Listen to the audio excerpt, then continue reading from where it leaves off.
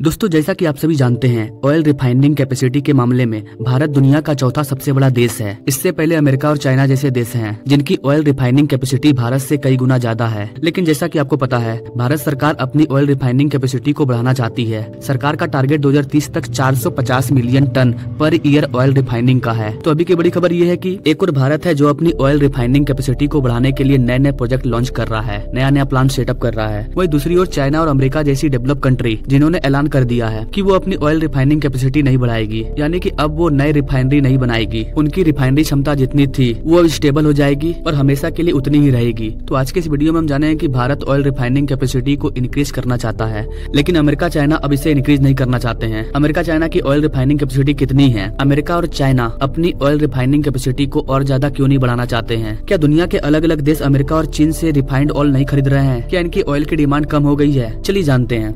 नमस्कार दोस्तों, मैं विकास और आप देख रहे हैं ऑल इंडिया अफेयर्स। दरअसल दोस्तों, अपना प्यारा भारत वर्ल्ड का थर्ड लार्जेस्ट एनर्जी कंज्यूमर और ऑयल कंज्यूमर है। अगले एक दशक में भारत की जो एनर्जी डिमांड है वो जस्ट डबल हो जाएगी। जी हाँ गाइस, अभी जितना एनर्जी डिमांड है भारत का वो सीधे डबल हो जाएगा। और इस चीज को देखते हुए भारत को अपनी ऑयल रिफाइनिंग कैपेसिटी को बढ़ाना बहुत ही जरूरी है और भारत अभी से इसमें लग गया है। भारत के एनर्जी डिमांड के बढ़ने का एक और कारण है ग्रोइंग इकोनॉमी, यानी कि भारत एक विकासशील देश है जो धीरे धीरे ग्रो कर रहा है। अभी देश भर में इंफ्रास्ट्रक्चर, इंडस्ट्रीज, इलेक्ट्रिसिटी, टूरिज्म, हर सेक्टर में नए प्रोजेक्ट लॉन्च किए जा रहे हैं। सरकार हर एक फील्ड में भारत को आगे लेकर के जाना चाहती है, इसलिए बाकी सेक्टर की तरह ही पेट्रोलियम और पेट्रोकेमिकल इंडस्ट्री पर भी जोर दिया जा रहा है। सरकार का कहना है कि आने वाले सालों में भारत में बने पेट्रोकेमिकल प्रोडक्ट्स की डिमांड बढ़ेगी। उसके लिए हमें अभी से तैयार रहना होगा। पेट्रोलियम मिनिस्ट्री का कहना है कि अभी जो भारत की ऑयल रिफाइनिंग कैपेसिटी है 250 मिलियन टन पर ईयर, उसे 2030 तक 450 मिलियन टन पर ईयर कर दिया जाएगा। क्योंकि जैसा कि मैंने आपको बताया, भारत की जो एनर्जी डिमांड है वो कुछ सालों बाद डबल हो जाएगी और भारत उसी की तैयारी में लगा हुआ है। ऐसा करके हम आने वाले समय में ग्लोबल लेवल पर पेट्रोकेमिकल प्रोडक्ट्स की बढ़ती डिमांड को पूरा कर पाएंगे। जैसे ही ऑयल रिफाइनिंग कैपेसिटी बढ़ेगी, वैसे ही पेट्रोकेमिकल प्रोडक्ट्स की प्रोडक्शन भी बढ़ेगी। एक रिपोर्ट के अकॉर्डिंग अभी कई देशों की स्थिति सुधर रही है, उनकी इकोनॉमी मजबूत हो रही है और किसी भी देश की आर्थिक स्थिति सुधरने का मतलब है उस देश के लोगों की जो लाइफ स्टाइल है वो बेहतर हो रही है, उनकी डिमांड पूरी हो रही है, वो एक अच्छे लाइफ को जी पा रहे हैं। तो ऐसे में भारत सरकार का प्लान है कि इन देशों के साथ डील करके petroleum products, medicine, daily use के प्रोडक्ट्स, पेट्रोकेमिकल्स, इन सब को हम उन देशों को एक्सपोर्ट करेंगे। तो वैसे ये जो पेट्रोकेमिकल प्रोडक्ट्स है ये आता कहाँ से है?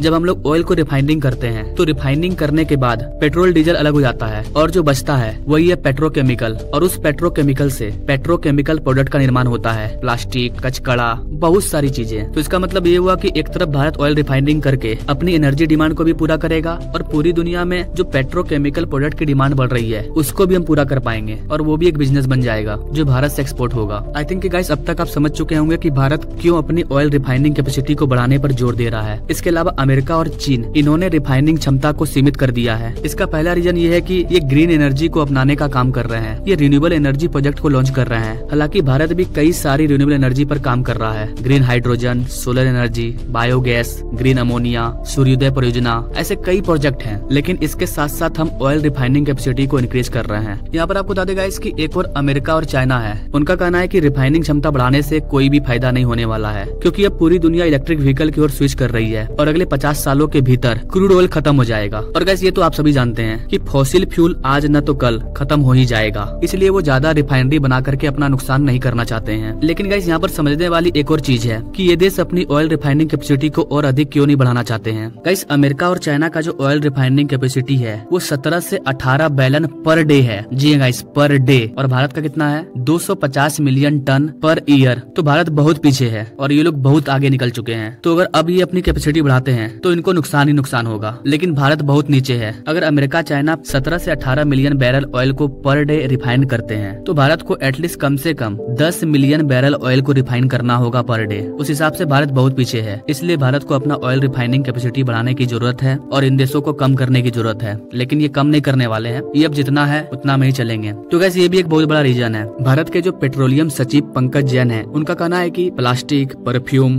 पेंट, केमिकल, क्लोथ्स और भी कई ऐसे डेली यूज के प्रोडक्ट्स हैं जो कि फॉसिल फ्यूल से ही बनते हैं और इनकी डिमांड दिन पर दिन लगातार बढ़ती जा रही है। जैसा कि मैंने आपको बताया, पेट्रोकेमिकल के लिए कच्चा माल चाहिए होता है और उसका मेन सोर्स है रिफाइनरी, जहाँ पर क्रूड ऑयल को रिफाइन किया जाता है और उसी से पेट्रोकेमिकल निकलता है। तो इस हिसाब से हमें नए रिफाइनरी बनाने की बहुत जरूरत है, नहीं तो डेली यूज की ये जो चीजें हैं जो मैंने बताया अभी, उन सब की कमी हो जाएगी हमारे पास आने वाले समय में। इसलिए भारत अपनी ऑयल रिफाइनरी कैपेसिटी को बढ़ा रही है। आई होप कि गाइस आपको ये सारा चीज क्लियर हो गया होगा, वो देश क्यों नहीं बढ़ा रहे हैं और भारत क्यों बढ़ा रहा है और भारत को बढ़ाना क्यों जरूरी है। वैसे आपको क्या लगता है, भारत सही कर रहा है? आप अपनी राय कमेंट बॉक्स में जरूर दीजिएगा, क्योंकि आपके एक कमेंट से हमें फर्क पड़ता है। Now thank you for watching. मिलते हैं अगले वीडियो में एक नई जानकारी के साथ, तब तक के लिए जय हिंद।